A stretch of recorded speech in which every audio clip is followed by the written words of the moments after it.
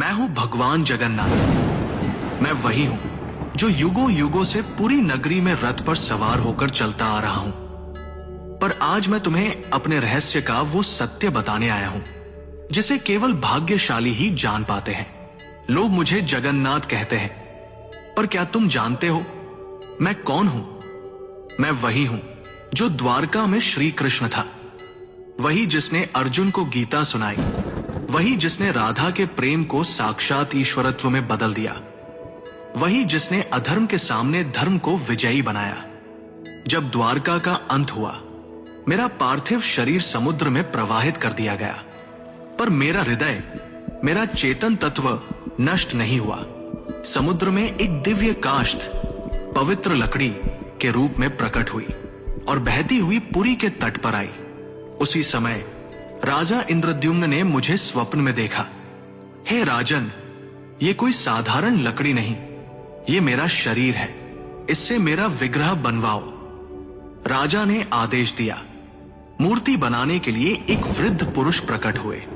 उन्होंने कहा, इन्हें गुप्त रूप से बनाऊंगा, कोई द्वार मत खोलना। वो कोई और नहीं, स्वयं विश्वकर्मा थे। जब मूर्तियां बन रही थी, रानी की चिंता बढ़ी। द्वार खुलवाया गया। मूर्तियां अधूरी थी। मेरे हाथ नहीं थे, मेरे चरण नहीं थे, पर तभी आकाशवाणी हुई, यही मेरा विराट रूप है, यही मेरा जगन्नाथ स्वरूप है, जहां मैं हर सीमा से परे हूं। जो मूर्ति नहीं, चेतना है, जो धर्म का रक्षक है। राजा ने मेरे उस दिव्य हृदय को मूर्ति में प्रतिष्ठित किया।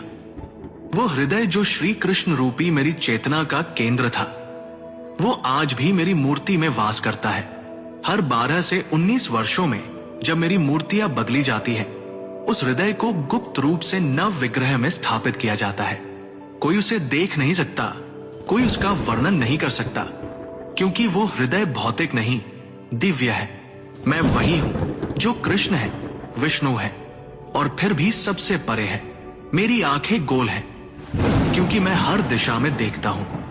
जब मैं अपने भाई बलभद्र और बहन सुभद्रा के साथ रथ पर सवार होता हूं, तो वो यात्रा कोई उत्सव नहीं, वो क्षण है जब मैं मंदिर से निकलकर भक्तों के हृदय तक पहुंचता हूं। जब तुम मुझे सच्चे हृदय से पुकारोगे, ओम नमो भगवते जगन्नाथाय, तो तुम पाओगे कि मैं तुमसे कभी दूर था ही नहीं। मैं वही था तुम्हारे भीतर, तुम्हारी चेतना में।